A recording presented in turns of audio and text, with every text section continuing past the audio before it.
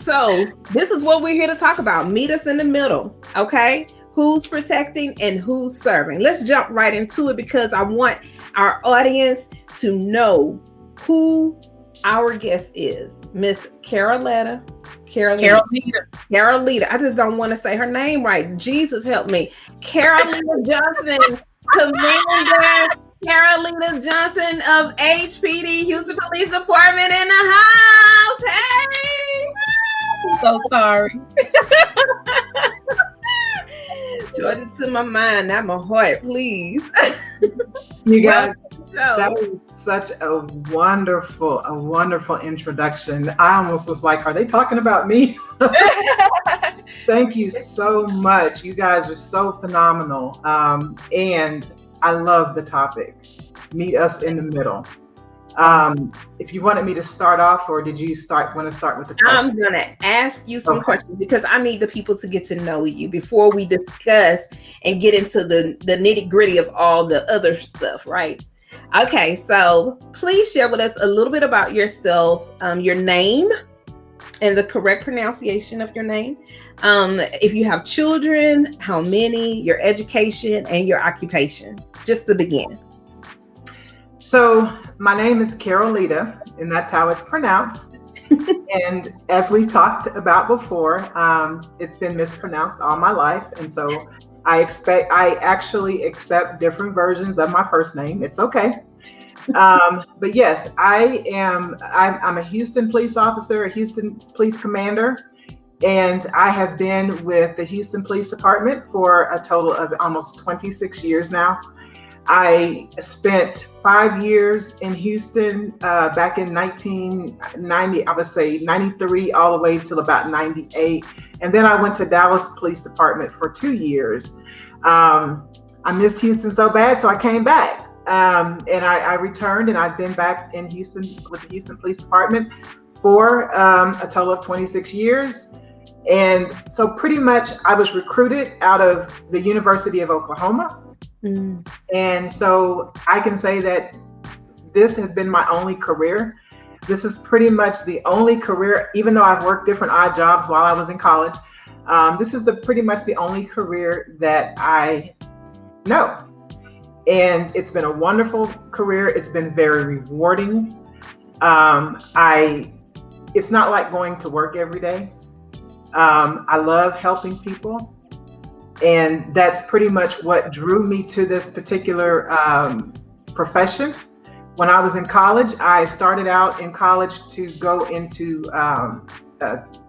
engineering. It was more computer science engineering. And I decided that the math was just too boring. I like to deal with people. I like to deal with social issues. I'm attracted to that because I want to help strengthen people. I want to help the weak.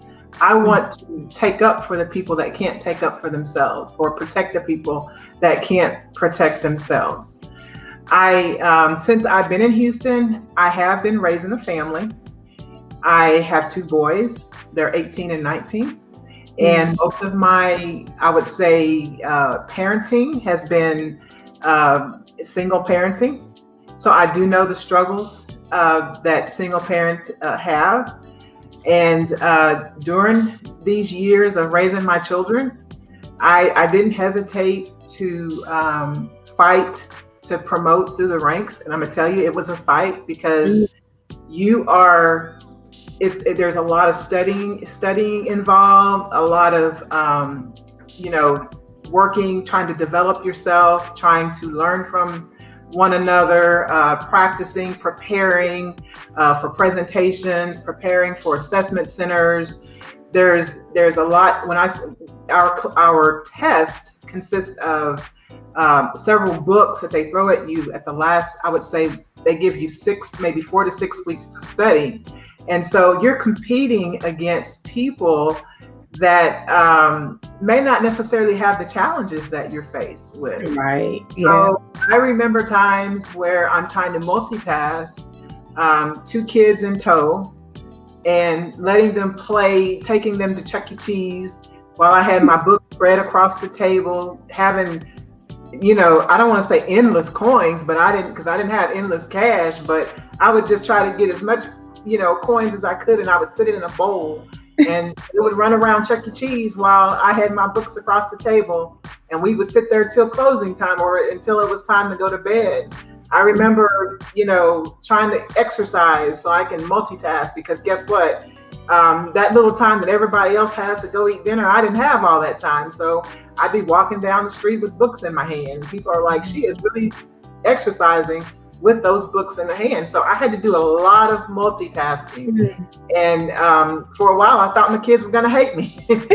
Because during that time, during those years of going through the ranks and studying for each level, I also achieved my master's degree. And I got my master's degree from Mountain State Strategic. I went into the Strategic Leadership Program. Mm-hmm. And again, it was a lot of trying to balance my children's needs, as well as trying to keep up with my schoolwork and the career. So those were some very, very tough times. And that's why, I had one more challenge that some people don't have to face. I'm here in Houston with all of my family are in Oklahoma, between Oklahoma and Dallas. And I have brothers and sisters that have moved to different parts of the country. I have one brother that's in Atlanta. But for the most part, I didn't have immediate family to help me with the children.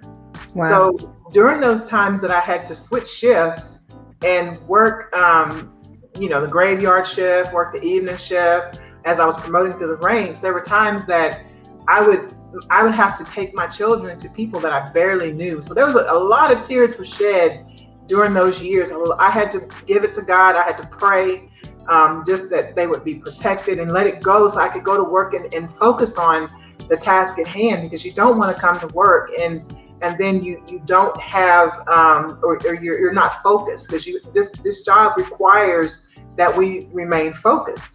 Mm-hmm. But yes, I was faced with a lot of challenges, but I was blessed with two well-behaved young men. Both of them now are working and they're attending Lone Star College.